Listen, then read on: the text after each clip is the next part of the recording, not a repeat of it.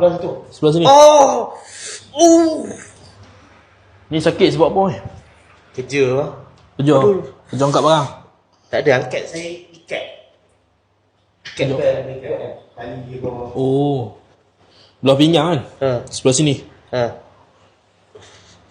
Sakit beritahu lah. Ha. Oh. Ni. Oh. Baru tekan ni. Tekan pelan lah. Berat macam tekan atas ni. Oh. Tak ada jerit. Ni. Oh. Badan dah sengit sebelah kan? Ha.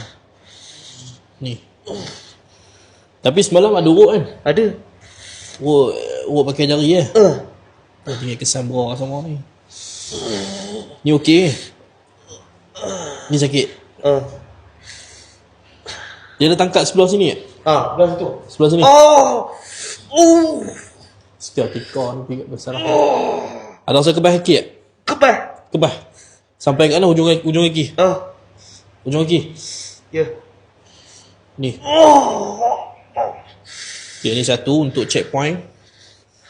Ni yang kedua. Tengok betul ke tak. Okay, ni pakai tepuk ke tangan.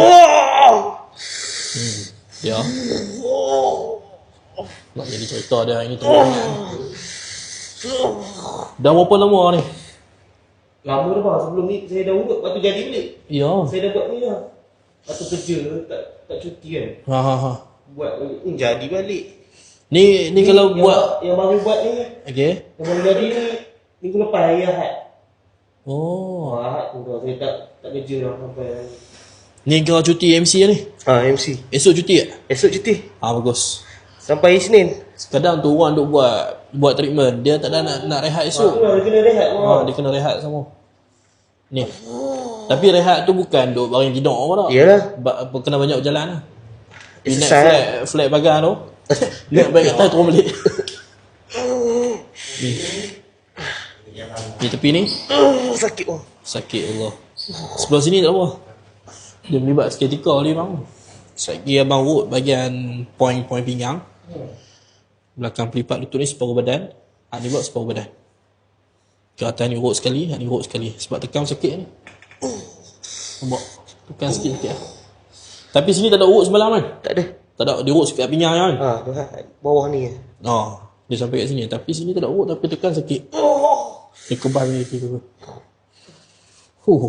Ni. Sakit oh. Ni sakit. Ni sakit. Ni pinggang ni tekan ni sakit. Ni pun sakit. Nampak? Ni dah kurang sikit. Tapi dia dah rasa. Semua ni melibatkan otot dengan saraf kat sini. Ni kompleks kat sini. Tadi tekan bahagian otot tak tekan